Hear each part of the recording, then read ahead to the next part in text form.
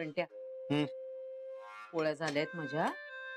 एवढी भाजी होईल पटकन 5-1 मिनिटात. हा झाली की तुझा डबा मात्र भरून घे. चहा झाला का? हो होतोय. साखर घातलीस त्याची? हो. काय टाकलीये पाहिली मी, एवढीशी घातलीस तू. अरे आम्हाला काही मधुमेह झालाय का बिनसाखरेचा चहा प्यायला? त्या गोखल्यांच्या घरात चालतो डायबेटिक चहा. मला नाही बाई. आम्हाला दोघांना बिनसाखरेचा चहा अजिबात आवडत नाही, कळलं? अरे घशाखाली उतरत नाही तो. आई तुझी तू नंतर वरून घालून घे. अरे वरून घातली तर ती विरघळते का रे? चहा बरोबर उकळून घेतली ना ती कशी चहाला चांगली चव लागते, अशी मुरल्यासारखी लागते.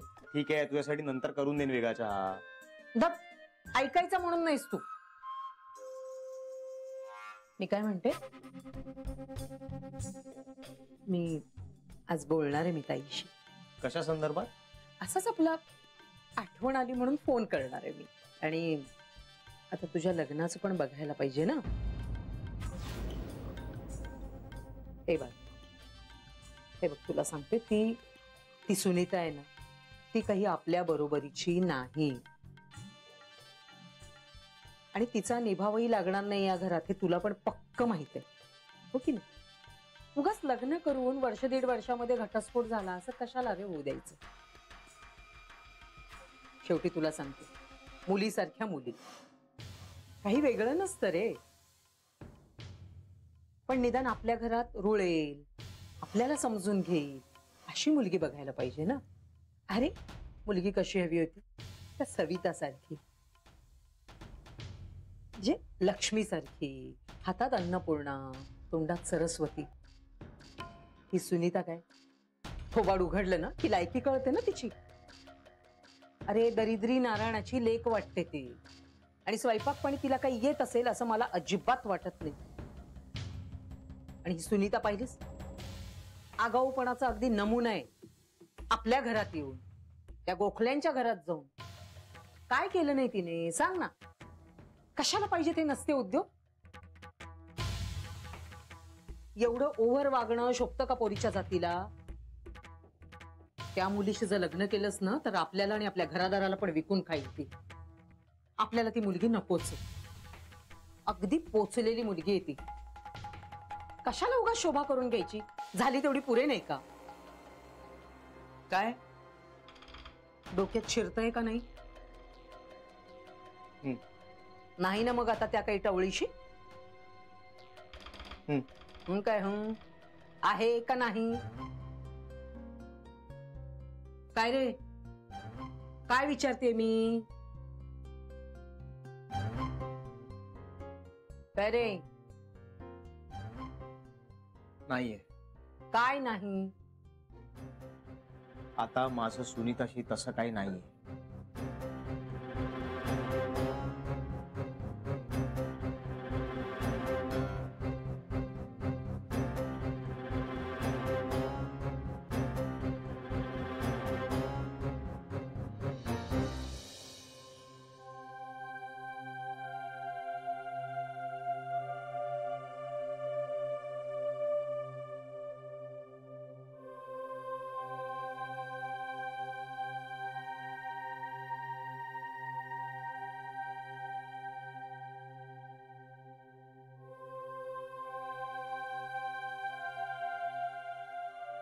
मला ना सतत भीती वाटत असते. सतत अशी भलभलती स्वप्न पडतात. माझा पाय तुझ्या पोटावर पडेल की काय, माझा हात तुझ्या पोटावर पडेल की काय. काल तर ना मला भयानक स्वप्न पडलं. मला स्वप्नात असं दिसलं की मी लोळतोय, त्यामुळे माझा धक्का तुला लागला आणि तू खालती पडून आपलं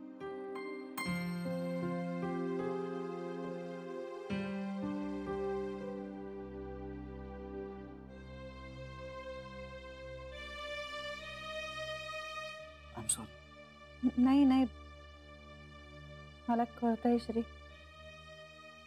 या स्वप्नामुळे मी इतका हादरलोय ना जान्हवी, आणि म्हणून मी ती गादी घालून ठेवली खालती. बरं, आणि तुला मी एकटीला रूम मध्ये सोडून जाऊ सुद्धा शकत नाही. झोपेत तू कूस बदलतेस, तुला कळत सुद्धा नाही, पोटावर जातेस तू. बापरे, तुला सवय आहे ना पोटावर झोपायची. अरे पण म्हणजे मला असं वाटतं, असं कसं? म्हणजे खरंच का? अगं पण तू हे काय मुद्दाम करतेस का? सवय आहे तुला.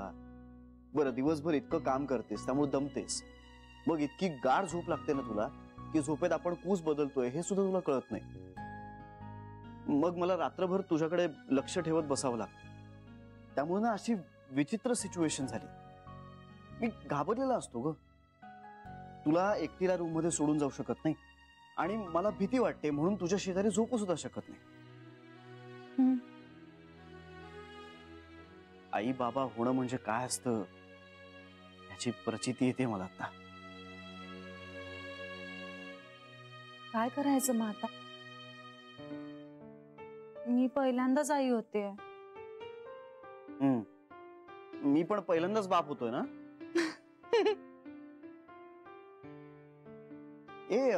पण मी ना आईशी बोललोय. मी तिला म्हटलं की आता पुढचे काही दिवस तू जान्हवीच्या शेजारी झोपशील का? तुला चालेल ना? हा म्हणजे चालेल. आई म्हणाली की तुम्ही एकदा आई आजीशी बोला. मग बोलूया का आपण? हा म्हणजे मलाही तसंच वाटतंय. किती दिवस असा जागा आहेस तू? नाही नाही तुला किती रात्री असं म्हणायचंय का? हा तेच, म्हणजे केव्हापासून असा जागतोयस तू? ते तू प्रेग्नंट आहेस हे कळल्यापासून. बापरे, श्री आधी का नाही बोललास तू? नाही बोललो. म्हणजे मला असं वाटलं की हे संपेल, टेम्पररी असेल, पण हे काही संपतच नाहीये. पण म्हणजे तुला झोप येतच नाही? येते ना. इनफॅक्ट खूप झोप येते मला, पण झोपू शकत नाही कारण मी घाबरलेला असतो. आणि जरा डुलकी लागली की अशी स्वप्न पडतात. त्यामुळे मी पुन्हा घाबरतो आणि मग ताडकन जागा होतो. आई ग बिचारा. आधी तू नव्हतीस म्हणून झोप येत नव्हती आणि आता बाळ येणार म्हणून झोप लागत नाही. एकूण काय माझ्या नशिबात ही काही झोप नाही. ऐक, आपण डॉक्टरांशी बोलूया का याबद्दल? त्याच्या आधी आपण आईजीशी बोलूया. येस, आई आजींकडून या गोष्टीवर नक्की सोल्युशन मिळेल आपल्याला. चल जाऊया. थांब थांब, माझा फोन तर घेऊ दे. आता आईजीच्या खोलीत जायला फोन कशाला हवाय? बरं चल.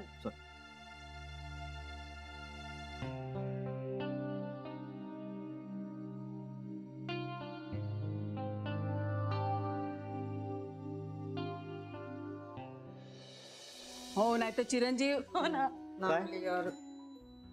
काय नाही रे, काय नाही काय नाही.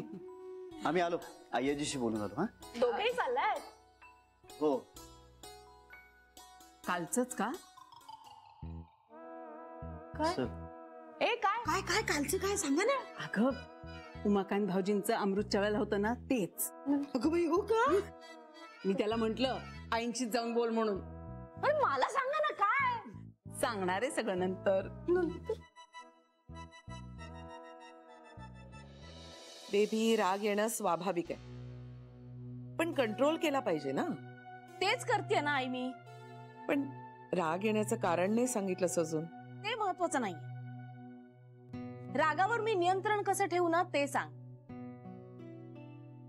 आता जान्हवी प्रेग्नंट आहे, तिच्या समोर मला अजिबात चिडायचं नाही. अजिबात चिडायचं नाही असं तुझ्याकडून होणार नाही.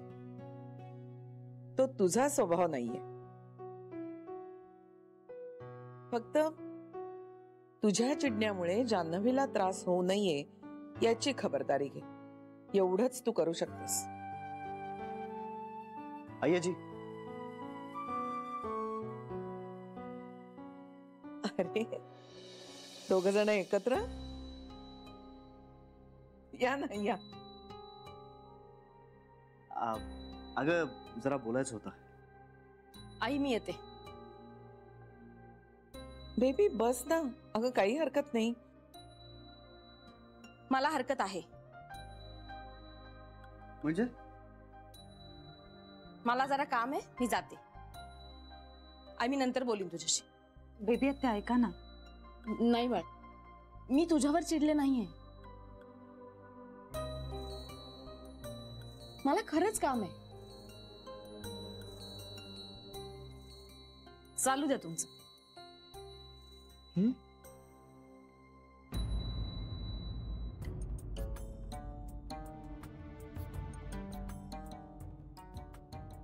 बसा ना, बसा.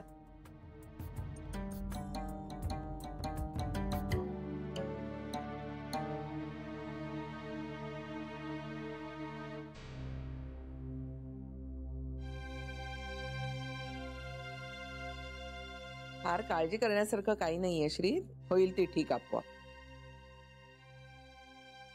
पण हिला काय झालंय काय?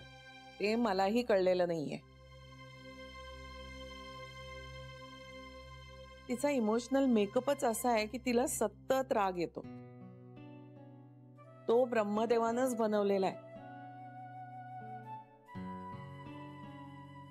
मी कितीही सांगितलं तुझा स्वभाव बदलला पाहिजे, तरी तो बदलायला मर्यादा आहेत याची कल्पना आहे मला. अगं पण ती अशी का निघून गेली? तिचं स्वतःवरचं काम चालू आहे. काय आहे ते कळेल मला. पण आता तरी काही काळजी करण्यासारखं आहे असं वाटत नाहीये मला. तुम्ही बोला, तुम्हाला काय बोलायचंय?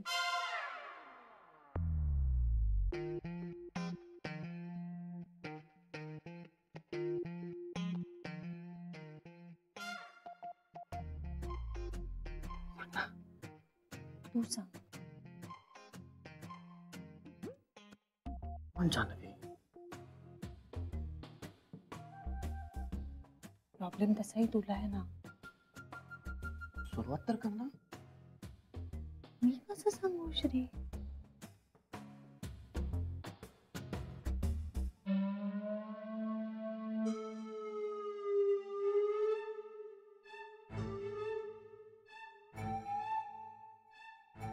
तुला झोप येत नाही का श्री हल्ली?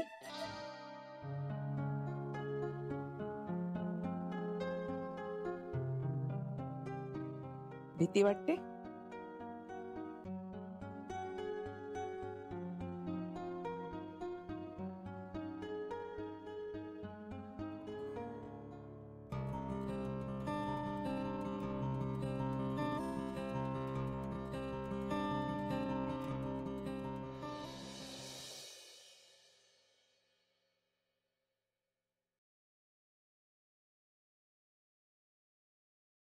आता कुठे जायलाच हवंय का बाहेर? मला थोडं चालायला हवं, नाहीतर पाय कायमचेच आखडून जातील. हो, पण आता जरा कुठे बरे होत आहेत तर मरमर कष्टाला करायला पाहिजे. काही मरमर करत नाहीये, कोपऱ्यावर जाऊन दूध घेऊन येतोय.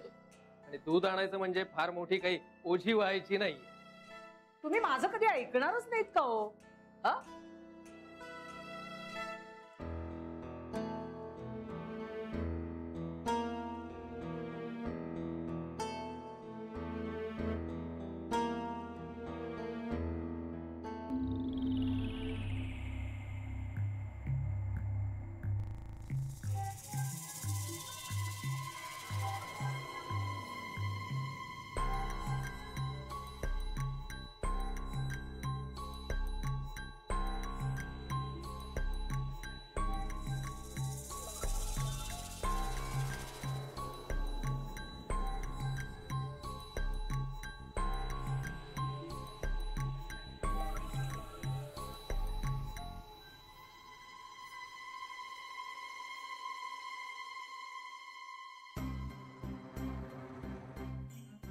जानूला काय धाड भरली? पटकन करावा ना फोन. कधी म्हणून वेळेला उपयोगी यायची नाही ही मुलगी. आज जर बाबांना केला असता ना तर लगेच अगदी दुसऱ्या सेकंदाला फोन केला असता तिने बाबांना.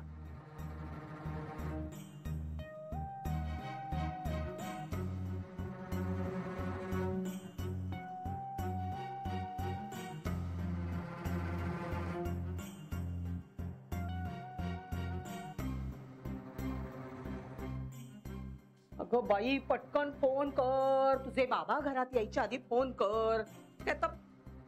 हात जोडू? हे कळणार आहेत.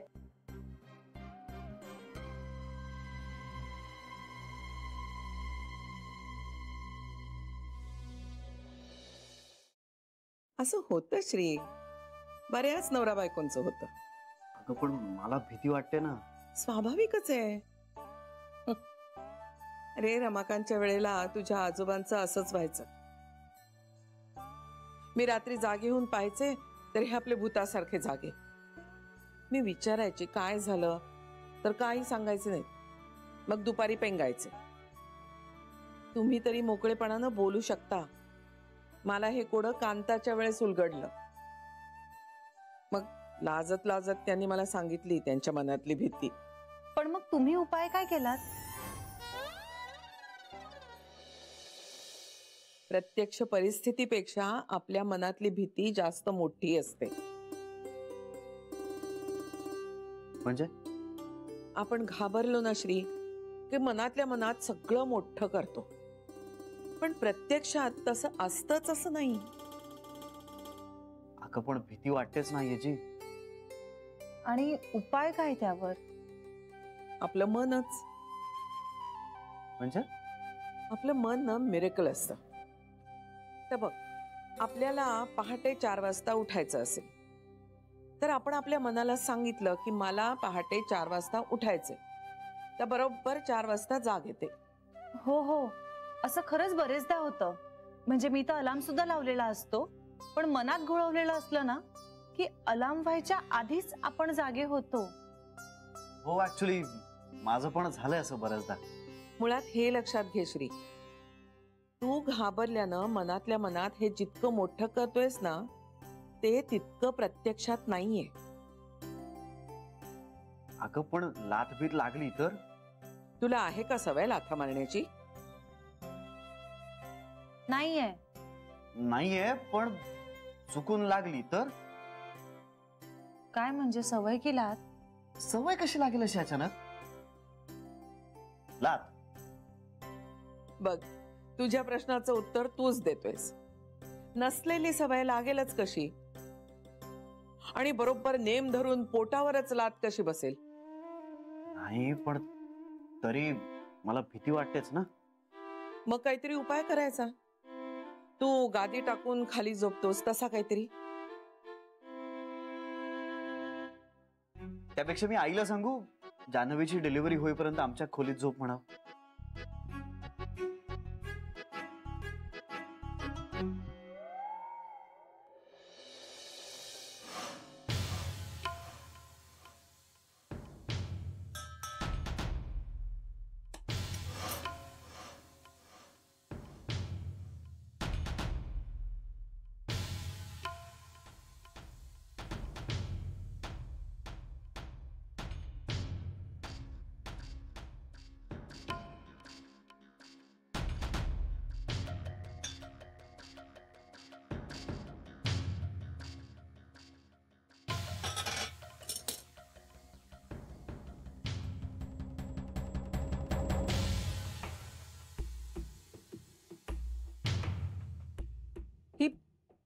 ही जानू पण ना कधी वेळेला उपयोगी पडायची नाही.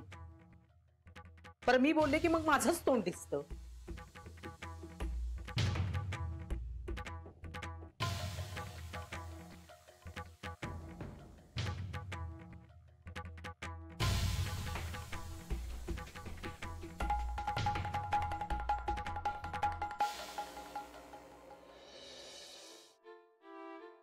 त्यापेक्षा मी आईला सांगू जान्हवीची डिलिव्हरी होईपर्यंत आमच्या खोलीत झोप म्हणाव.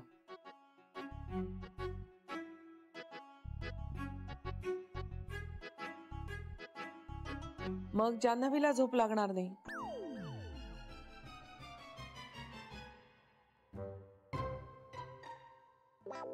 तुम्ही कुठे काय म्हणाले? श्री, शेजारी सासू झोपलीये म्हटल्यानंतर तिला अवघडल्यासारखं नाही का होणार? शांत झोप नाही लागणार तिला. खरंय ना ग?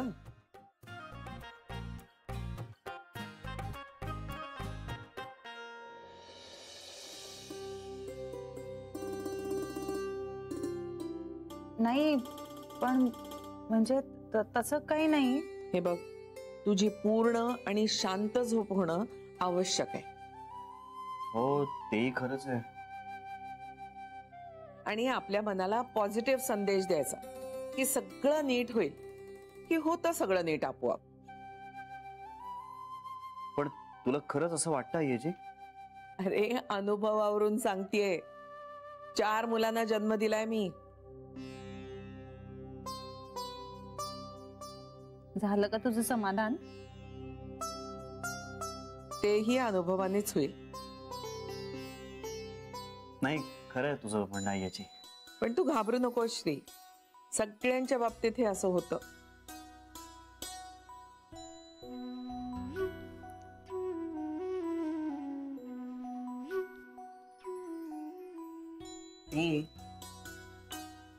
आई बाबा होणार आहात तुम्ही. आता वेगवेगळे चॅलेंजेस येणार,